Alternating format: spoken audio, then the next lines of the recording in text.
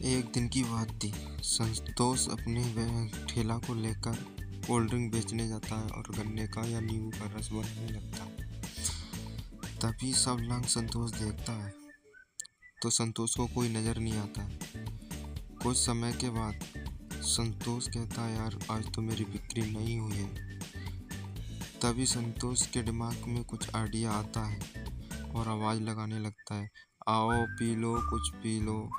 तभी लोग उसके पास आने लगते हैं। तभी एक माँ और एक लड़की उसकी आवाज़ सुनकर उसके पास आ जाती है। तभी संतोष देखकर बहुत हैरान होता है और कहता है कि आज तो मेरी बर्फ़ की कुल्फ़ी सारी बिक जाएगी। संतोष को अभी भी दिखाई नहीं दी। तभी कुछ देर बाद संतोष के पास कोई आने का कोई वो नहीं होता है। संतोष एक बहवत हो जाता है, कहता है आज मेरा गुजारा कैसे होगा।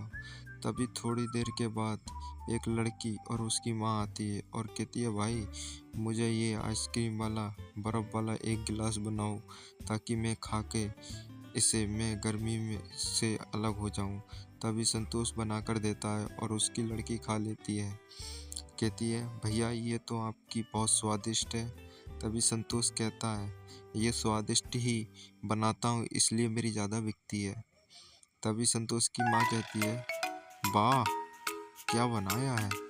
तभी लड़की अकेले में खाने लगती है और फिर संतोष की तरफ देखती है कि आज ठेला वाला नहीं आया। तभी एक लड़का उसके पास आता है और लड़का भी उसकी तरह बर्फ़ की सिल्ली खाने लगता है उसी जगह।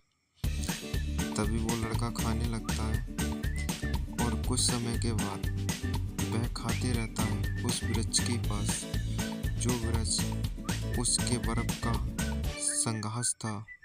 एक दिन की बात है, जब वह बर्फ़ खा रहा था तभी उसके पास लड़की भी बर्फ़ खाती हुई दिखाई दी। संतोष बहुत खुश हुआ।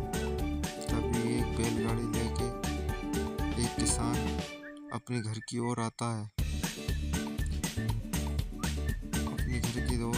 उसमें एक लकड़ी होती है और बैलगाड़ी को ऐसे लाने लगता है। तभी संतोष आता है और अपनी बीवी से कुछ कहता है, बताओ आप क्या करना चाहती हो। तभी बीवी कहती है, मैं तो कुछ करनी नहीं चाहती, आप बताओ आप क्या करना चाहते हो। संतोष इतनी बात कहकर वहाँ से निकलने की सोचता है। उसकी बीवी काफ़ी बात बना देती है। तभी संतोष कहता है, अब मुझे यहाँ से निकलना ही ठीक है, वरना ना तो क्या क्या सुनाएगी। तभी संतोष अपनी पत्नी रीना की बात सुनकर बहुत दूर जाती है और वो निकलने लगता है। वैसे होले होले चलकर अपने अंदर चला जाता है और कुल्हाड़ी लाने जाता है। तभी संतोष की बहू कहती है, चलो मैं भी क्या करूँगी, मैं भी चलती हूँ। कुछ देर के बाद संतोष उधर कुल्हाड़ी लेकर चले आता है और वह लकड़ी काटने की तलाश में निकल जाता है। लकड़ी काटने की तलाश में जब संतोष निकलता है तो कुछ देर के बाद उसे बहुत सारा लकड़ मिलता है उसी जगह घर के सामने। वह काटता रहता है जब तक उसका गट्ठा ना बन जाए। संतोष मानता नहीं है और संतोष गट्ठा बनाकर वहाँ से लकड़ी चाँद पर रखकर और अपने घर की ओर चल देता है। संतोष उसी मार्ग पे धीरे धीरे चलने लगता है। तभी वह बैलगाड़ी वाला संतोष फिर बैलगाड़ी लेकर वन की ओर चले आता है और वन की ओर आते आते लकड़ी भी साथ लेकर आता है। इस कहानी अच्छी लगे तो इस कहानी के लिए